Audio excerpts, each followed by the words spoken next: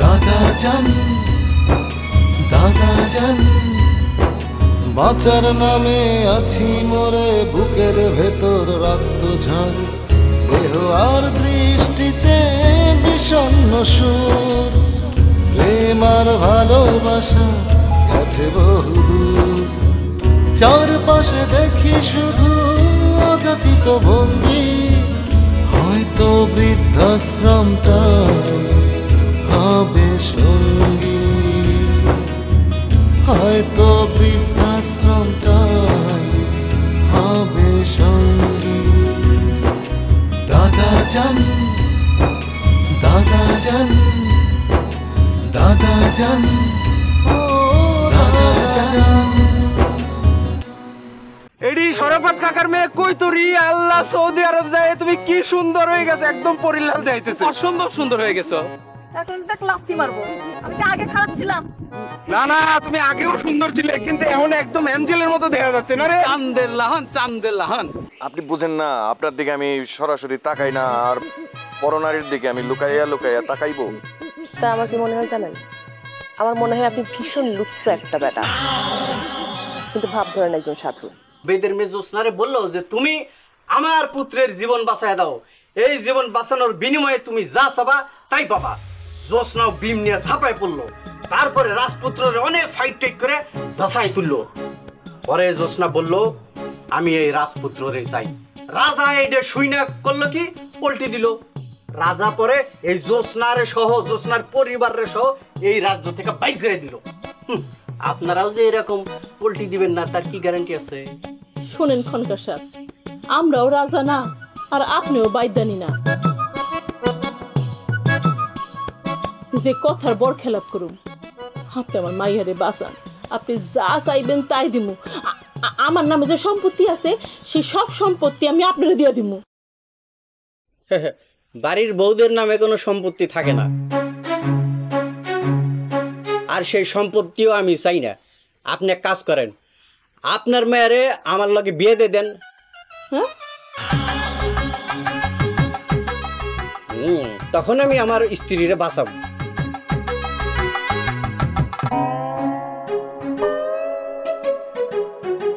আমার মাইয়ার দিকে নজর দিতেছেন কেন? আমার দিকে নজর দেন কেন? আমারে আপনার পছন্দ হয় না?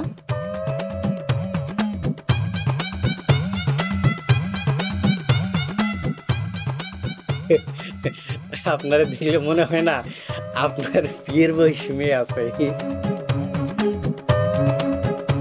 অসুবিধা নেই, আপনারও বিয়ে করা যায়।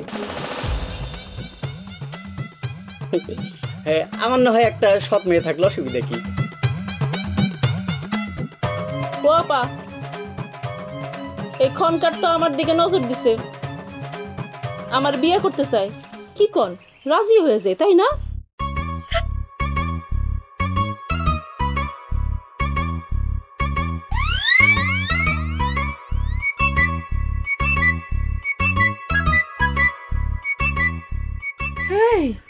জ্যোৎস্নার মা, ও তো দেখি আমার দিকেও নজর দিছে। কি ব্যাপার, আমারও বিয়ে করবেন নাকি? না না, আপনার দিকে নজর দেই নাই, আপনার গলার আর হাতের দিকে নজর। আপনার আমি বিয়ে করতে চাই না। তার মানে কি আমার কানের, গলার, হাতের গয়না আপনারা খুলে দিতে হবে? এই তো, আপনি তো ইশারায় বুঝে গেছেন, আপনার মাথায় ঘিলু আছে। আপা, ওরে আমি সিনা ফেলাইছি। ও কি চাই সেটা আমি বুঝছি। ওঠেন, শুরু করি। না, আজকে থাক, খুব গরম পড়ছে, আরেকদিন। তোরে হারামজাদা, ওই হারামজাদা, ওই হারামজাদা, ভণ্ড, বদমাইশ, বদমাইশের বদমাইশ, খনকার হইছে। হারামিনী, চিন্তা করছিস? আমি কি জানি নাকি? আমি তো ভালোটাই শুনছিলাম। বদমাইশ হইছে। চলেন বাড়ি যাই।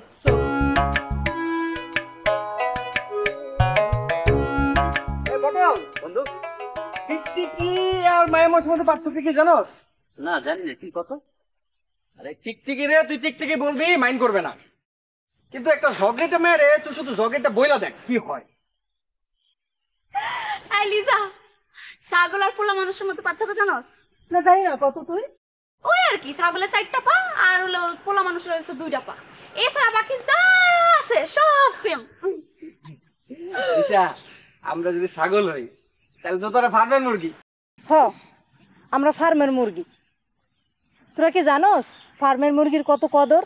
বাড়িতে মেহমান আসলেও না ফার্মের মুরগি লাগে, মুরগি ছাড়া চলেই না। পটল বন্ধু, বাজারে মুরগি আর ছাগলের মাংসের মধ্যে কোন মাংসের দাম সবচেয়ে বেশি কত? কি একটা বোকার মতো কথা কইলি, এটা তো সবাই জানে ছাগলের দাম বেশি। যাক, শেষ পর্যন্ত মেয়েরা স্বীকার করলো যে মেয়েদের চাইতে ছেলেদের দামটা একটু বেশি।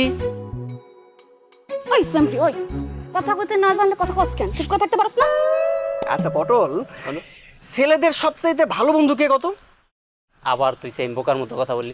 মেয়েরা। আহা বোকা, মেয়েরা কেন হতে যাবে? ছেলেদের সবচাইতে ভালো বন্ধু হচ্ছে পেঁয়াজ। পিয়াজ আপনার বন্ধু? কেমনে একটু খুইলা কম তো। তোমরা যে বুঝবো না সেটা আমি আগে থেকেই জানি। এই যে দেখো, মায়া মানুষ কি করে? পোলাগো কান্দায়, আর পেঁয়াজ কান্দায় মায়া মানুষ গো। ছেলেদের বন্ধু হইয়া প্রতিশোধ নেয়। ও বুঝছি, এই জন্যই তো কই যখন তুই কথা কস আশেপাশে পেঁয়াজের গন্ধ করতে হয় তোর মুখ থেকে না। ইস, এই যে পেঁয়াজের বন্ধু, পেঁয়াজের সাথে যদি এতই প্রেম থাকে তাহলে মায়াকে পিছে পিছে কি? হ্যাঁ, পেঁয়াজ খেতে যায় না? চল পেঁয়াজ খেতে গিয়ে তোর লাঙ্গল চালাবো। ওই ছাড় আমারে, আমি তোর লগে যাবো। তুই না গেলে তো পেঁয়াজ মাইন্ড করো। ও আচ্ছা, তুই কত শিয়াল আর কুকুরের মধ্যে চালাক কে বেশি তুই জানোস? কত? এটা কে না জানে? তো সবাই জানে, শিয়াল। আচ্ছা তাহলে তুই ক, শিয়াল বেশি চালাক হওয়া সত্ত্বেও মানুষ কুকুর পালে কেন জানাস? কেন?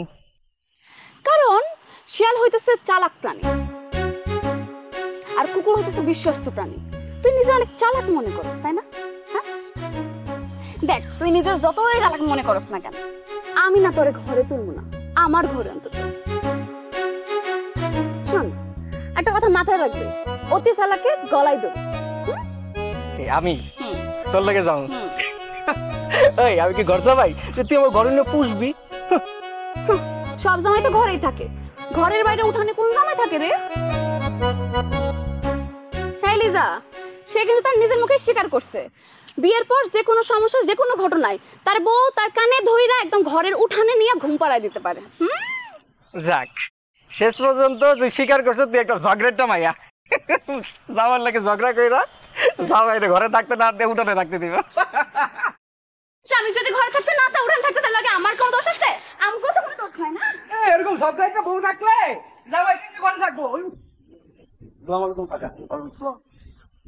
কাকা, কৈতুরির যে বিছানার কথা ছিল আনছে? হ্যাঁ আনছে তো। ভেরি গুড কাকা। কাদেরের ব্যাপার আপনার একটু আমি সাবধান করে দিয়েছি। কাদেরের ব্যাপারে সাবধান করতে চাস মানেটা কি? কাকা আমি যে বলছি এটা আবার কাউরে বললেন না। আরে বেটা তো ভনিত করস কেন? তোর কথার আগা মাথা তো কিছু বুঝি না।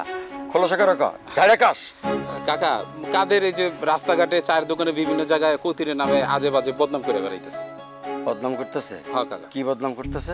কইতেছে যে কৈতুরির যে বিয়ে করবে সে জীবনে সুখ হইব না, ও বিদেশ নিয়ে গিয়ে ও মানে ওর টাকায় সংসারই করব, তারপরে হচ্ছে থালা বাসন ধোয়াবো, ওর জামা কাপড় গাড়ি সবকিছু ধোয়াবার, পায়ের উপরে পা তুলে থাকবো, এসব আরো অনেক বাজে বাজে কথা ছড়াইতেছে কাকা। ছড়াইতেছে? হ্যাঁ কাকা। তুই প্রতিবাদ করিস না কে? কাকা আমি করছি তো, ওরে থামাইছি তো। ও তো কাকা বাদ দেন ওর কথা। আর কৈতুরির বিয়ে করার জন্য কি ছেলের অভাব হবে দেশে? কত ছেলে রাজি হয়ে আছে, কৈতুরি শুধু একবার রাজি হইলেই হয়ে যাবে। তুই এরকম মুসড়াইতেছিস কেন? পেটে গোড়া কিরমি কামড়াই? না কাকা। থাপড় খাবি আর একটা? না না না কাকা, আসি। আসসালামু আলাইকুম। ওয়ালাইকুম আসসালাম। আল্লাহ বেকুবের বেকুব, আমার মায়ের নিয়ে স্বপ্ন দেখো তুমিও না? জুতা গাল ছাড়া কথা পড়বো না। আসি। সমগ্র প্রশ্নের উত্তর পাঠ করিয়াছে।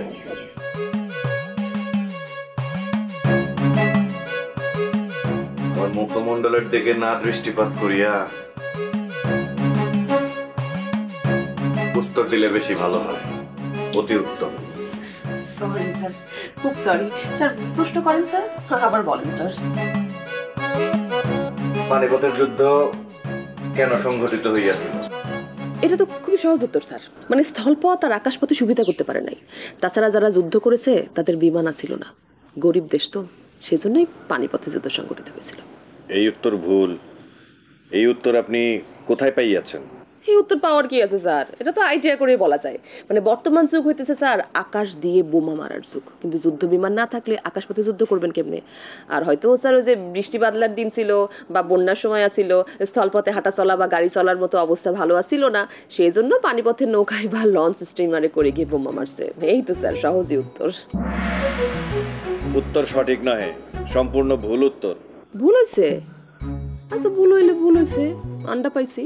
পরের প্রশ্ন করেন স্যার, পরেরটা আমি সঠিক দেবই দিব। সম্রাট আকবরের জন্ম এবং মৃত্যু কোন সালে?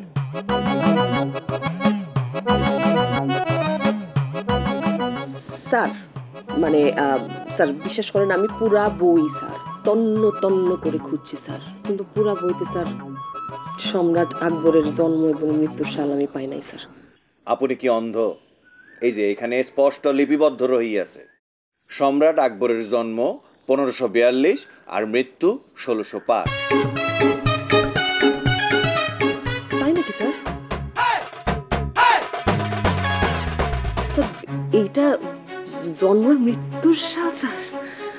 সরি স্যার, মানে আমি আরও মনে করেছি স্যার এটা বুঝে ওনার মোবাইল নাম্বার, মানে আমি এই নাম্বারে কতবার যে কল দিয়েছি ওনার লগে একটু কথা বলার জন্য, অনেক চেষ্টা করেছি স্যার, কিন্তু স্যার কলটা না ঢুকেনি। পরে ভাবছি যে হয়তো আকবর সাহেব যেহেতু মারা গেছে সেজন্য ওনার বউ ওনার মানে ফোনটাকেও বন্ধ করে দিয়েছে, মনে করেছে একটা লোক মারা গেছে, এখন যদি তার পুরনো গার্লফ্রেন্ডরা ফোন দেয় তাহলে তো স্যার লোকটার কবরের আজাব হবে, তাই না? আপনি বলতেছেন এটা ওনার জন্ম আর মৃত্যুর সাল, এখন থেকে স্যার বিশ্বাস করেন আমি আদিবা এই সালটা জীবনেও ভুলব না। আপনি কি আমার সহিত ইয়ার্কি করিতেছেন? কি বলেন স্যার? আপনি আমার শিক্ষক, আপনি আমার গুরু স্যার, আমি আপনার ছাত্রী স্যার, আমি আপনার সাথে ইয়ার্কি কেন করবো? আপনার সাথে ইয়ার্কি সম্পর্ক স্যার। আপনাকে ইতিহাসের শেষ প্রশ্ন করব, আপনি দয়া করিয়া সঠিক উত্তর প্রদান করিবেন। অবশ্যই স্যার, আপনি আমাকে ইতিহাসের যতগুলা প্রশ্ন ইচ্ছা করে সবগুলা করতে পারেন, যদি আমি একটা উত্তর দিই স্যার আপনি যা জরিমানা আমাকে দিবেন সব মাথা পাতিয়া আমি গ্রহণ করিব। ভারতের সাবেক প্রধানমন্ত্রী ইন্দিরা গান্ধীকে কে খুন করিয়াছিল? আস্তাগফিরুল্লাহ স্যার, বিশ্বাস করেন স্যার আমি খুন করি নাই স্যার, উপরে আসমান নিচে মাটি স্যার, আমি যদি তাকে খুন করি স্যার আল্লাহ আমার উপর ঠাড়া ফেলবে স্যার, আল্লাহ আমাকে মাটির নিচে নিয়ে চলে যাবে স্যার, বিশ্বাস করেন আমি আল্লাহ আল্লাহ দয়। স্যার কোথায় যাচ্ছেন? মানে কি আপনি খুন করছেন? ইহা আপনি কি শুধাইলেন? না স্যার আমি বলতে চাইতেছি স্যার যে খুনটা কি আপনি করেছেন নাকি? আমি নহে, এই যে 1986 সালের 31শে অক্টোবর নিজ দেহরক্ষীর গুলিতে ইন্দিরা গান্ধী খুন হয়। এখন থেকে 40 বছরের পূর্বের ঘটনা, তখন আমার জন্মও হয়নি। 40 বছর আগের ঘটনা, যেখানে আপনারই পৃথিবীতে আগমন ঘটেনি, আমি তো আপনার ছোট, তাহলে ওই মহিলাকে কে খুন করেছে সেই জেরা আপনি আমারে কেন করতেছেন স্যার? আমার কি অপরাধ স্যার? ইহা অপরাধের বিষয় নহে, ইহা ইতিহাস। প্রত্যেক ছাত্রছাত্রীর ইতিহাস জানিতে হইবে। অবশ্যই আমি জানিব স্যার, আমি অবশ্যই জানিব, যদি আপনি আমার দিকে ভালো করে তাকিয়ে থেকে আমাকে পড়া শেখাতে চান। আর সবাই যেরকম নয়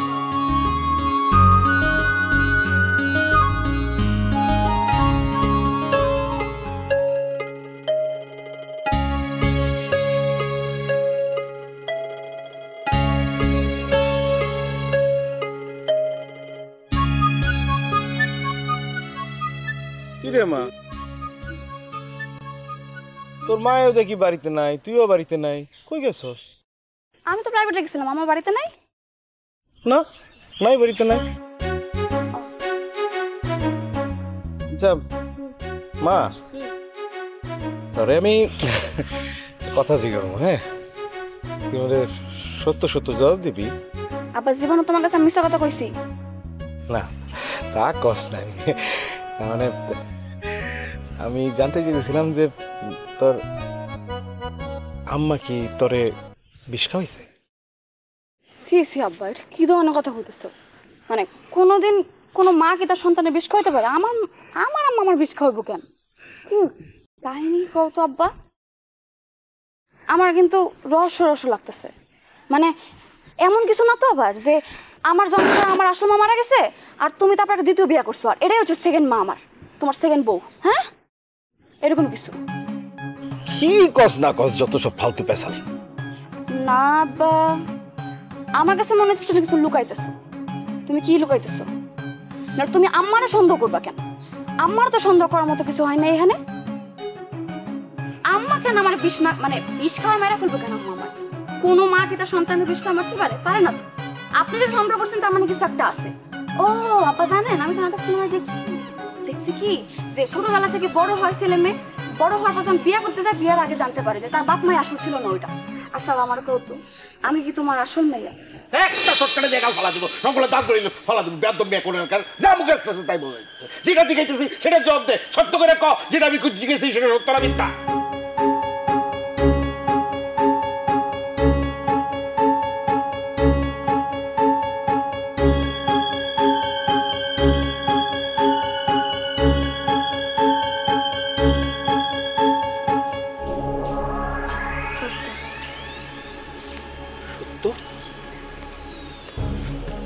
তোর মা তোর বিষ খাওয়াইতে চেষ্টা করছে হায় হায় হায় তাইলে তো আব্বাজানের কথাই সত্য হইল হ্যাঁ দাদুজনের কথা শুনে তোর মাইটা কি করে পারলো কি করে কই গেছে সে তার খুঁজে নে কি করে পারলো সে আবার শান্ত হও তুমি শান্ত হও কিসে শান্ত হমু হ্যাঁ যে মা তার নিজের পেটের সন্তানরে বিষ খাওয়ায় মারার চেষ্টা করতে পারে সে তো কালকে আমারও বিষ খাওয়াইতে পারে না না না এইরকম কাল লাগিনির সাথে আর আমি এক মুহূর্ত সংসার করব না আর আমি আজকেই তালাক দেব আব্বাজান আম্মাজান আমারে বিষ খাওয়ানোর জন্য ভাতে বিষ মাখাই নাই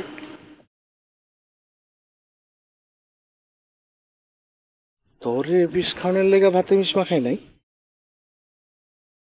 তাহলে কারে বিষ খাওয়াইতে চাইছে দাদুজন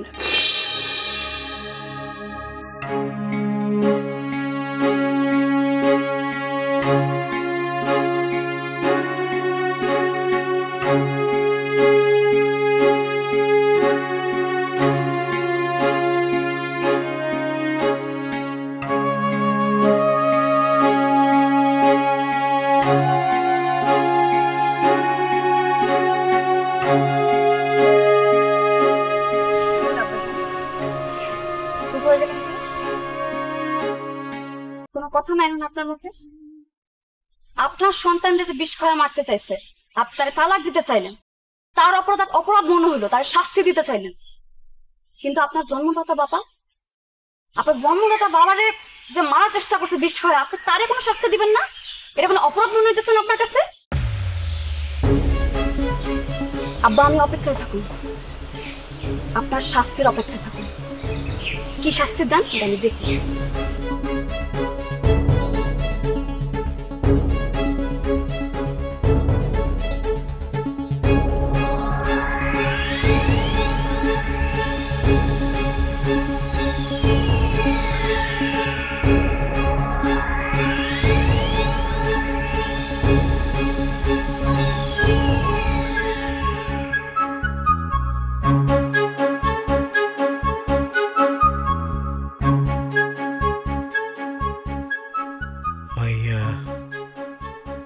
এটা কি কথা শোনা গেল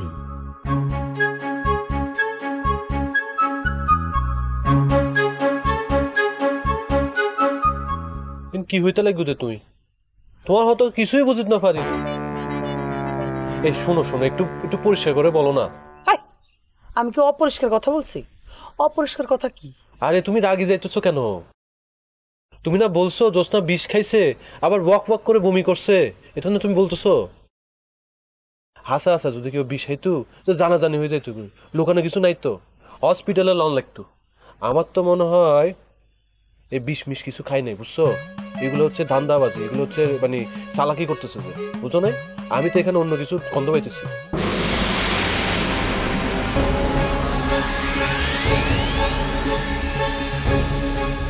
দাদাজানদের মারা ফেলার জন্য অষ্টযন্ত্র ব্যবহার করা হচ্ছে আর এই অষ্টযন্ত্রের একটা যন্ত্র খবর তুই রাখছস আরে তোমার মা বাইসা থাকতে তো তোমার একদিন শান্তি মতো সংসারটাও করতে দেয় নাই তোমার সংসারে সবসময় আগুন লাগানোর চেষ্টা করছে তুমি এসব কি করছিস পাগলের মতো? হ্যাঁ, আমার মা কোনোদিন শান্তিতে থাকতে দেয় নাই।